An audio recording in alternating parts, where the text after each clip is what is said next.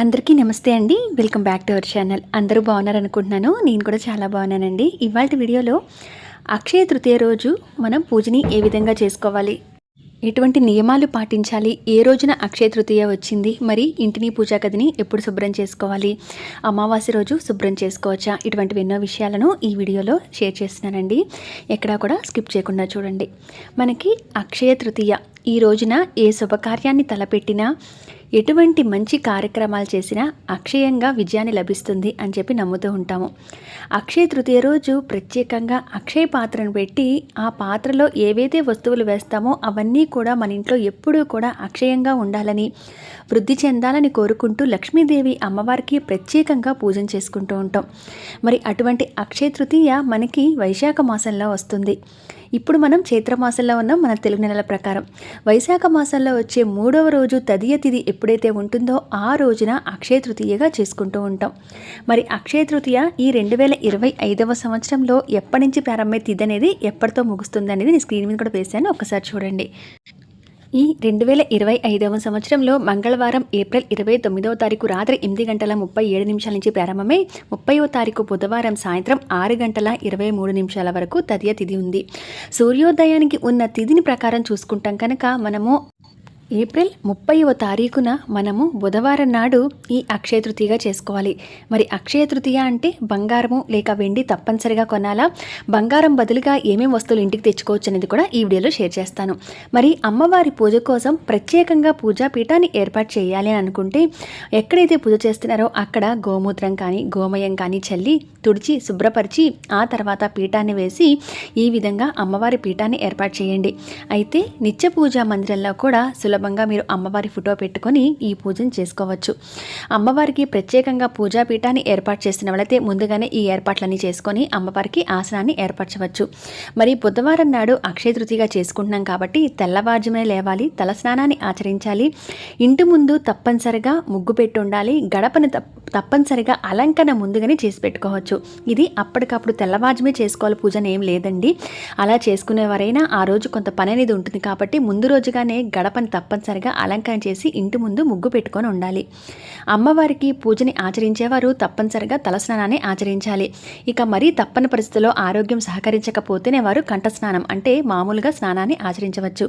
అమ్మవారికి ఆసనం వేసి చిత్రపటాన్ని పెట్టే ముందు ఈ విధంగా తమలపాకు మీద కొంచెం బియ్యం వేసి పసుపు కుంకం వేసి అమ్మవారికి ఈ విధంగా చందనపు మాల కానీ, కాయిన్స్ మాల కానీ, గాజుల మాల కానీ, లేదా తామర గింజల మాల, లక్ష్మీ గవ్వల మాల, పూల మాల, ఇలా ఏవైనా సరే మీ దగ్గర ఉన్న వాటితో అమ్మవారిని అందంగా అలంకరణ చేసి ఈ విధంగా పీఠం మీద అమ్మవారికి ఏర్పాటు చేసుకోండి. ఇక్కడ నేను చూపిస్తుంది అమ్మవారి చిత్రపటం కదండి. ఒకవేళ మీ దగ్గర వెంకటేశ్వర స్వామి, లక్ష్మీదేవి చిత్రపటం ఉన్నా కూడా ఇలా ఇద్దరు కలిపి ఉన్న చిత్రపటం ఉన్నా కూడా పెట్టుకోవచ్చు. అలాగే అమ్మవారి విగ్రహం ఉన్న వాళ్ళైతే కనుక మీరు అభిషేకం కూడా ఈ రోజున చేసుకోవచ్చు. ఇక్కడ నేను అమ్మవారికి విగ్రహాన్ని పెట్టుకోవడం కోసం ఇలా నేను తయారు చేసుకున్న ఒక పుష్పంలో చిన్న తమలపాకు వేసి అమ్మవారి విగ్రహాన్ని పెట్టుకుంటున్నాను. మనం ఏ పూజ చేసినా, ఎటువంటి శుభకార్యాన్ని తలపెడుతున్నా గణపతికి ముందుగా స్వామికి పూజ చేసుకోవాలి కనుక వినాయకుని విగ్రహాన్ని కానీ పసుపు గణపతిని కానీ పెట్టి మీరు పూజన చేసుకోవచ్చు. 30వ తారీఖు మనకి అక్షయ తృతీయ రోజు ప్రత్యేకంగా అందరం బంగారం తప్పనిసరిగా కొనాలేమో లేక వెండి తప్పనిసరిగా కొనాలేమో అనుకుంటారు. అప్పు చేసి కొనేది ఏది కూడా మనకి నిలవదండి. ఆ రోజు అప్పు చేసినా కూడా అది అక్షయంగా వృద్ధి చెంది ఇంకా అప్పులు పాలవుతాం. కాబట్టి అప్పు చేసి ఇటువంటి బంగారం కానీ వస్త్రాలు కానీ వెండి కానీ ఏమీ కొనక్కర్లేదు. మనకి ఆర్థిక శక్తి బాగుండి మనం కొనగలిగే శక్తి ఉంటే కనుక మనం సంపాదించుకున్న డబ్బులతో, కష్టపడి సంపాదించుకున్న డబ్బులతో మనం కావాలంటే అప్పుడు డబ్బులు ఉంటే కనుక బంగారం లేక వెండి కొనచ్చు. లేదంటే ముఖ్యంగా ఆడవారందరికీ ఎంతో ముఖ్యమైనది పసుపు కుంకుమ. కాబట్టి పసుపు కుంకుమ సౌభాగ్యాన్ని కలగజేస్తుంది కనుక చిన్న పసుపు కుంకుమ కొంచెం కొంచెమైనా కొనుక్కొచ్చుకోవచ్చు. పసుపు కొమ్ములు కొనుక్కోవచ్చు. ముఖ్యంగా అమ్మవారికి రాళ్ల ఉప్పు అంటే సముద్రం నుంచి వచ్చిన శంకు కానీ, లక్ష్మీ గవ్వలు కానీ, అలాగే రాళ్ల ఉప్పు కానీ ఇటువంటివి ప్రీతని చెప్తారు. కాబట్టి మీరు రాళ్ల ఉప్పు ప్యాకెట్ ఒకటి తెచ్చుకోండి. మరి అక్షయ పాత్రని ఎలా తయారు చేయాలో నేను ముందు వీడియోస్ అయితే షేర్ చేస్తానండి. అక్షయ పాత్ర అనేది పెట్టుకుంటారు ఈరోజు. ఎందుకనంటే ఈ పాత్రలో ఏవైతే వస్తువులు వేస్తున్నామో అవి మంగళకరమైన వస్తువులన్నీ వేసి ఉప్పు వేసి ఈ అక్షయ పాత్రని ఏర్పాటు చేసుకుంటాం. మరి దాంట్లో ఏ అయితే వస్తువులు వాడతారో అవన్నీ కూడా ఆ ఇంట పూజ చేసిన ఇంట ఇంకా వృద్ధి చెందుతాయి, అక్షయంగా ఉంటాయి. అక్షయం అంటే క్షయం లేనిది, నాశనం లేనిది, అంతం లేనిది అని అర్థం. కాబట్టి ఎప్పుడు కూడా ధనధాన్యాలు అక్షింతలు, మంగళకరమైన వస్తువులు ఏవైతే అక్షయ పాత్రలో పెట్టుకున్నామో అవన్నీ ఇంకా ఇంకా వృద్ధి చెందుతాయని భావిస్తాం కాబట్టి ఈ రోజున అక్షయ పాత్రని ఏర్పాటు చేసుకుంటాం. అంతేకాకుండా కుబేర కుంచం లేదా దీనినే ధనలక్ష్మి కుంచం అని కూడా అంటారు. ఆ కుంచాన్ని కూడా ఏర్పాటు చేసుకుంటూ ఉంటారు. అమ్మవారికి ఎవరైనా ఈ రోజున ఐశ్వర్య దీపం పెట్టాలి అని అనుకుంటే కనుక మీరు ఇక్కడ ఒక పెద్ద ప్రమిదను తీసుకొని ఆ పెద్ద ప్రమిదలో ఉప్పును పోసి దానిపైన మరొక ప్రమిదలు అయితే ఉంచుకొని మీరు ఐశ్వర్య దీపాన్ని కూడా వెలిగించుకోవచ్చు. దీంట్లో కూడా రాళ్ళ ఉప్పును మాత్రమే వాడాలి. మీరు కొత్త ప్యాకెట్ కనుక ఈరోజు తెచ్చుకుంటే దాంట్లోంచి కొంచెం దీపంలోకి అలాగే కొంచెం అక్షయ పాత్రలో వాడుకోవడానికి, అమ్మవారి ముందు ఇలా ఏదైనా మట్టి కుండల్లో కానీ లేదా చిన్న చిన్న బౌల్స్లో కానీ మీరు పెట్టాలనుకుంటే అప్పుడు కూడా ఆ ఉప్పు కూడా అక్కడ అమ్మవారికి పెట్టచ్చు. ఎందుకనంటే ఈ మంగళకరమైన వస్తువులు ఏవైతే అమ్మవారి పూజలో మనం ఏర్పాటు చేసుకుంటున్నామో అవన్నీ మన ఇంట్లో అఖండంగా అక్షయంగా ఉండాలని కోరుకుంటాం కనుక ముఖ్యంగా ధాన్యము లేదా బియ్యము, మంగళకరమైన వస్తువుల్లో చిట్టి గాజులు సౌభాగ్యం కోసం, అలాగే ధనవృద్ధి కలగాలి కాబట్టి కాయిన్స్, ఇవన్నీ కూడా అమ్మవారి ముందు ఈ విధంగా చిన్న బౌల్స్లో కానీ కుండల్లో కానీ మట్టి కుండల్లో అయినా వేసి ఏర్పాటు చేసుకోవచ్చు. అలాగే పీఠం వేసిన చోట ఈ విధంగా జవ్వాది పౌడర్ కానీ జవ్వాది లిక్విడ్ కానీ ఉంటే వేసుకోండి, చాలా మంచి సువాసన భరితంగా ఉంటుంది. ఇక ఆ తర్వాత అమ్మవారికి అందమైన పూలమాలతో అలంకరణ చేసుకోవాలి. అయితే ఈ ఏర్పాటంతా కూడా మీరు నిత్య పూజా మందిరంలోనే మీకు ప్లేస్ ఉంటే కనుక అక్కడే చేసుకోవచ్చు. ఈ రోజున ఒక 5 రూపీస్ అయినా పసుపు కుంకుమ ఇంట్లో ఉన్నా కూడా మళ్ళీ పసుపు కుంకుమ తెచ్చుకుంటే ఈ రోజున చాలా మంచిది. తెచ్చుకొని మొదటిగా అమ్మవారికి సమర్పించండి. మనం బంగారం లేదా వెండి ఎంత ఉన్నా కూడా ఇంకా కొనుక్కోవాలని ఎలా ఆశపడతామో పసుపు కుంకాలు కానీ ఈ మంగళకరమైన వస్తువులు కానీ మనం తినే ధాన్యాలు కానీ అలా మళ్ళీ తెచ్చుకుంటేనే మన ఇంట్లో అక్షయంగా ఉంటాయని. ఎందుకంటే అవన్నీ తిని మనం ఆరోగ్యంగా ఉంటాం కాబట్టి ఆరోగ్యానికి మించిన సిరి సంపదలు ఏవి ఉండవు కదా, అందుకని చెప్పి అవన్నీ కూడా అమ్మవారి ముందు సమర్పించవచ్చు. ఇక దీపారాధన చేసి అమ్మవారికి పూజ చేసుకోబోయే ముందు గణపతికి పూజ చేసుకోండి. అమ్మవారి పాదాలు ఉంటే పాదాలు కూడా పూజలో పెట్టుకోండి. లక్ష్మీదేవి అమ్మవారి మన ఇంట్లోకి కాలు పెట్టినట్టుగా. ఇక ఆ తర్వాత ప్రత్యేకంగా వెలిగించుకున్న ఉప్పు దీపం ఏదైతే ఉందో ఆ ఉప్పు దీపాన్ని వెలిగించుకోండి. దీంట్లో మీ దగ్గర ఉంటే కనుక ఎర్రవత్తులు వేసి దీపారాధన చేసుకోండి. ఎవరికైనా ఏదైనా ధన సమస్యలతో అంటే అప్పుల బాధతో బాధపడుతుంటే కనుక ఆ దీపాన్ని ముఖ్యంగా ఉప్పు దీపాన్ని ఎక్కువగా పెట్టుకుంటూ ఉంటారు. లేదా మనకి రావాల్సిన డబ్బు రాకపోయినా మన అప్పులు తీరకపోతున్నా వాటి నుంచి బయటపడటం కోసం ఈ ఉప్పు దీపాన్ని అమ్మవారికి ఏర్పాటు చేసుకుంటూ ఉంటారు. కొంతమంది మంగళవారాలు ఒకవేళ ఈ అక్షయ తృతీయకి మీకు కుదరకపోతే ఈ వైశాఖ మాసంలో వచ్చి ఏ మంగళ శుక్రవారైనా అమ్మవారికి ఈ పూజను చేసుకోవచ్చు. వైశాఖ పౌర్ణమి రోజు కూడా చేసుకోవచ్చు.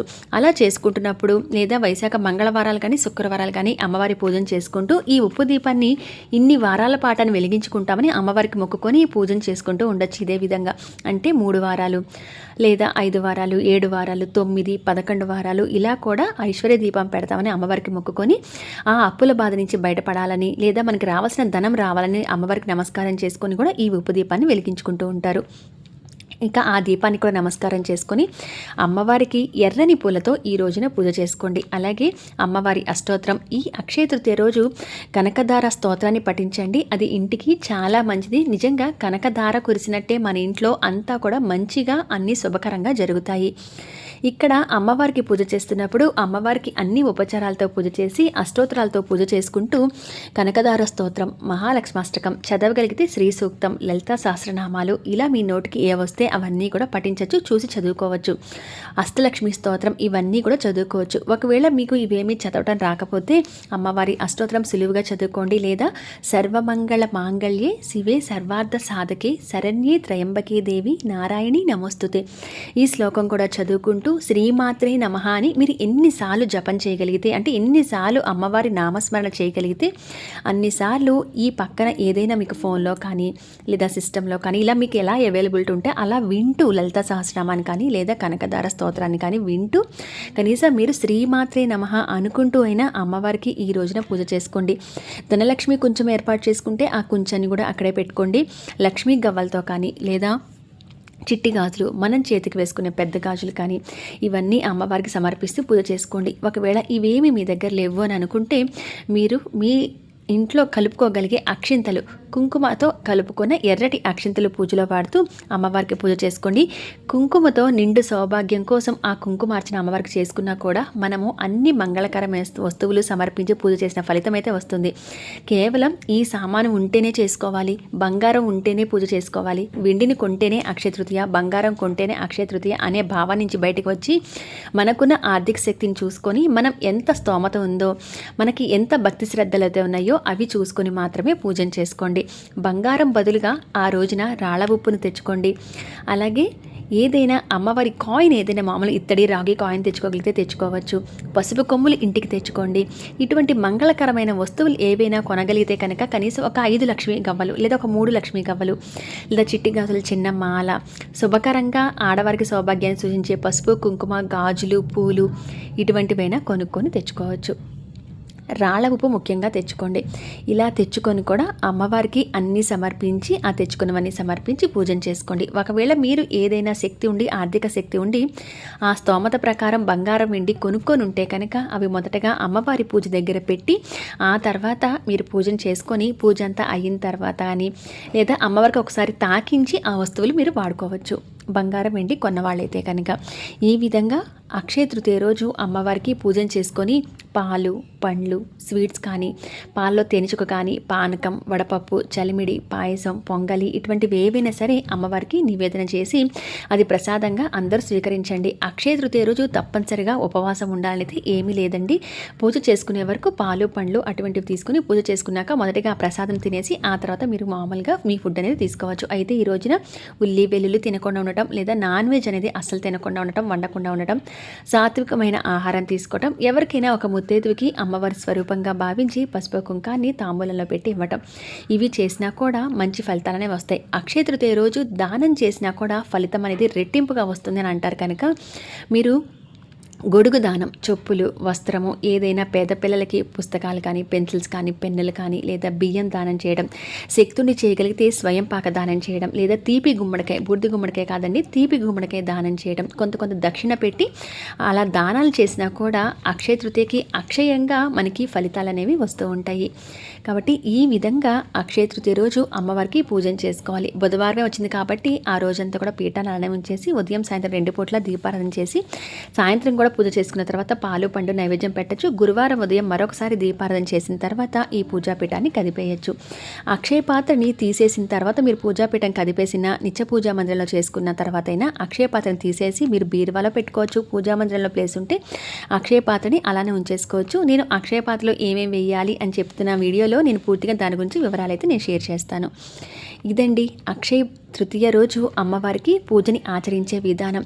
అతి సులువుగా అందరూ కూడా పూజ చేసుకోవచ్చు. ఉప్పు దీపాన్ని పెట్టిన వాళ్ళైతే పీఠం కదిలించి తీసేసిన తర్వాత ఆ ఉప్పుని ఎవరు తొక్కని ప్రదేశంలో పారే నీటిలో కానీ అలా వేయండి. ఎవరు తొక్కని చోట వేయండి. ఇక్కడ పెట్టిన ధాన్యాలు కానీ పప్పులు కానీ తిరిగి వంటల్లో వాడుకోవచ్చు. మీరు ఐశ్వర్య దీపం అయితే ఉప్పు దీపం పెట్టాం కదండి ఆ ఉప్పు మాత్రం మీరు పారే నీటిలో కానీ లేదంటే కనుక ఇక్కడ చెట్టు మొదట్లో వేయచ్చు. లేదంటే మనమే ఇంట్లో నీటిలో కలిపేసి ఆ నీటిని ఎవరి తొక్కని ప్రదేశాల్లో అయినా వేయచ్చు. మరి ముఖ్యంగా ఇంటిని పూజా గదిని ఎప్పుడు శుభ్రం చేసుకోవాలి అని అంటే ముందుగా మనకి 27 అమావాస్య ఆదివారం ఎంతో ప్రత్యేకత. ఒకవేళ మీరు ఆదివారం అమావాస్య పట్టింపు ఉంది అమావాస్య లక్ష్మీ పూజ చేసుకుంటాం అనుకుంటే ఆ రోజు క్లీన్ చేసుకోకండి. ముందుగానే క్లీన్ చేసుకోండి. అమావాస్య తర్వాత మళ్ళీ క్లీన్ చేయాలనేది ఏం లేదు. మీరు అక్షయ తృతీయ పూజను చేసుకోవచ్చు. అలా కాకుండా అమావాస్య మాకు పట్టింపు అమావాస్య తర్వాత మేము ఎప్పుడు ఇల్లు క్లీన్ చేసుకుని పూజ చేసుకుంటాము అనే పద్ధతి ఉంటే కనుక అమావాస్య ఆదివారం 27వ తారీఖు ఏప్రిల్ అయిపోయిన తర్వాత 28 సోమవారం ఒక ఫ్రీ డే ఉంటుందండి. మళ్ళీ 29 మనకి మంగళవారం మనం క్లీన్ చేయము. బుధవారం అక్షయ తృతీయ పండగ కాబట్టి ఒక 28 మాత్రమే సోమవారం మనకి ఫ్రీ డే అనమాట మనకి. సో ఆ రోజు క్లీన్ చేసుకోవాలి మళ్ళీ. ఎందుకనంటే మంగళ శుక్రవారంలో ఇల్లు క్లీన్ చేయం కాబట్టి. ఆదివారం ఎలాగో అమావాస్య కనుక అమావాస్య తిథి అమ్మవారికి ఇష్టమైన తిథిగా చెప్తారు కాబట్టి చాలా వరకు అమావాస్య రోజు పూజా గదిని విగ్రహాలను తోముకోవడం కానీ పటాలను తోడడం కానీ చేయరండి. అటువంటి సెంటిమెంట్ లేదు. మేము ఎప్పుడు పట్టించుకోము. లేదా లక్ష్మీదేవి పూజలు చేసుకోవడం కానీ అమావాస్యకి అవేమి చేయమండి. ఒక పరిహారాలు మాత్రమే చేసుకుంటామంటారా అటువంటి వాళ్ళు అమావాస్య రోజు కూడా ఇక మీరు క్లీన్ చేసుకోండి. దీని బదులు ముందుగానే క్లీన్ చేసుకోవడం లేదా సోమవారం క్లీన్ చేసుకోవడం చాలా మంచిదండి. పీరియడ్ ప్రాబ్లం కొంతమంది ఆడవాళ్ళకు ఉంటుంది కాబట్టి ఇక తప్పదు అనుకుంటే బుధవారం ఉదయం పూజ మొదలు పెట్టక ముందే మీరు కావాలంటే క్లీన్ చేసుకొని కొంత పటాలను అవి శుభ్రం చేసుకొని ఆ తర్వాత పూజను చేసుకోండి. ఇదండి అక్షయ తృతీయ గురించి పూర్తి పూజా విధానము. అలాగే బంగారం బదులు ఏం తెచ్చుకోవాలి ఇవన్నీ కూడా షేర్ చేశాను కదా. ఇన్ఫర్మేషన్ మీకు యూజ్ అవుతుందని అనుకుంటున్నాను. నచ్చితే కనుక లైక్ చేయండి, మరి కొంతమందికి షేర్ చేయండి. మరి మరొక మంచి ఇన్ఫర్మేటివ్ వీడియోతో మళ్ళీ మిమ్మల్ని అందరినీ కూడా కలుస్తాను. అంతవరకు సెలవు. నమస్కారం.